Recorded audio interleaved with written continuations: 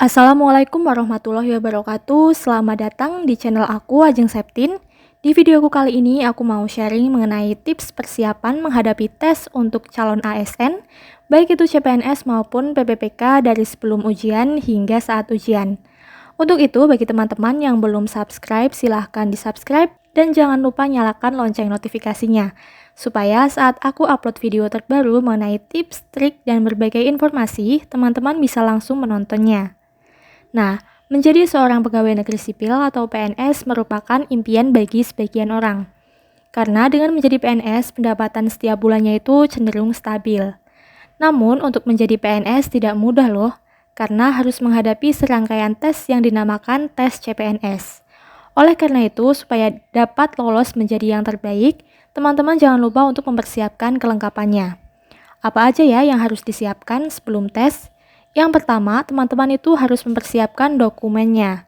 Adapun dokumen yang harus dipersiapkan bagi teman-teman yang mendaftar sebagai CPNS secara umum yaitu meliputi kartu keluarga atau KK, kartu tanda penduduk atau KTP, ijazah transkrip nilai, pas foto dan juga dokumen lain sesuai dengan ketentuan instansi yang dilamarnya.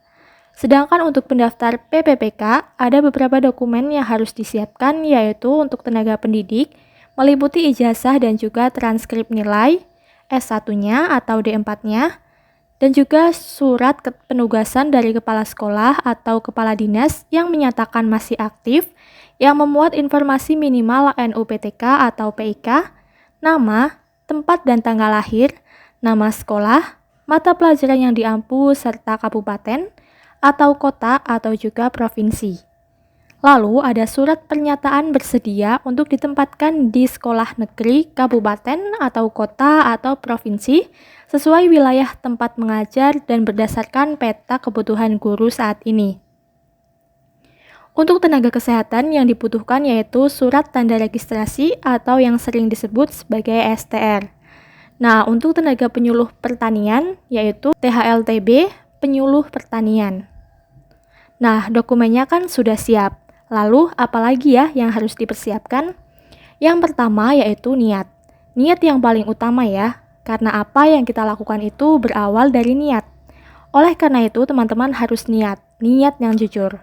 Jujur dalam mempersiapkan dokumen yang menjadi persyaratan, serta disusun rapi dan juga jelas sesuai urutannya. Jangan sampai nyusunnya itu acak-acakan ya. Karena dokumen yang tidak rapi bisa membuat tim verifikator itu malas untuk membukanya. Karena memberikan kesan yang kurang baik. Oh ya, dan jangan pernah terbesit dalam benak kalian atau perasaan teman-teman itu untuk memanipulasi atau memalsukan dokumen persyaratannya. Karena jika ketahuan, habislah riwayatmu. Yang kedua yaitu ketepatan persyaratan. Jadi, pastikan untuk melengkapi dan memenuhi seluruh dokumen dengan kualifikasi dan persyaratan yang dimiliki dan juga sesuai dengan formasi yang dipilih. Oh ya, jangan menyepelekan ya. Jadi, isi setiap komponen isian dengan cermat. Yang ketiga yaitu ulet dan juga konsisten. Siapkan diri teman-teman dengan belajar semua materi yang diujikan dengan tekun dan juga secara konsisten. Maksudnya belajarnya itu rutin ya, nggak cuma belajar di saat moodnya baik aja.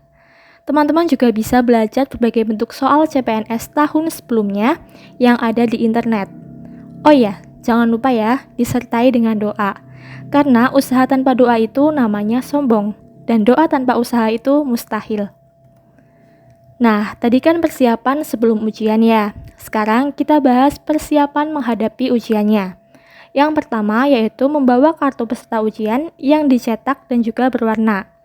Oh ya, nanti meskipun ujian telah selesai dilaksanakan, usahakan kartu peserta ini jangan sampai hilang ya. Karena kartu tersebut itu akan berguna jika teman-teman atau peserta itu lolos ke tahap SKB.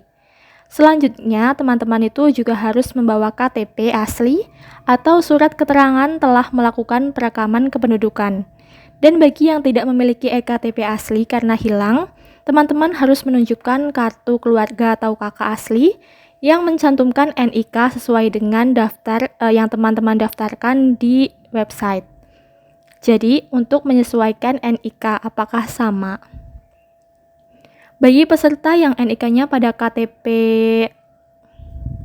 Bagi peserta yang NIK pada KTP-nya berbeda dengan NIK pada kartu peserta ujian, maka wajib melampirkan surat keterangan dari Dinas Kependudukan dan juga pencatatan kecamatan, serta wajib membawa identitas asli seperti SIM dan juga paspor.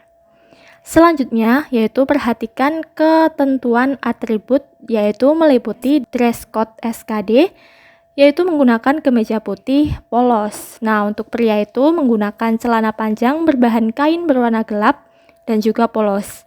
Sedangkan untuk wanita yaitu menggunakan rok panjang atau di bawah lutut berbahan kain dan juga berwarna gelap polos. Bagi yang berkerudung juga sama, yaitu warnanya gelap dan juga polos.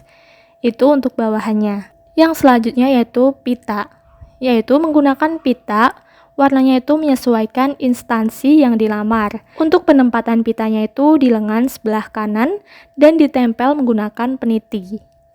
Untuk sepatunya itu menggunakan sepatu yang sesuai dengan ketentuan atau rapi dan juga sopan. Yang terakhir yaitu pastikan tempat dan waktu pelaksanaan SKD dengan memantau situs resmi formasi yang dilamarnya. Oke, sekian informasi yang bisa aku sampaikan di video kali ini. Semoga bisa bermanfaat untuk teman-teman dan selamat menempuh tes. Semoga mendapatkan hasil yang terbaik. Sekian, wassalamualaikum warahmatullahi wabarakatuh.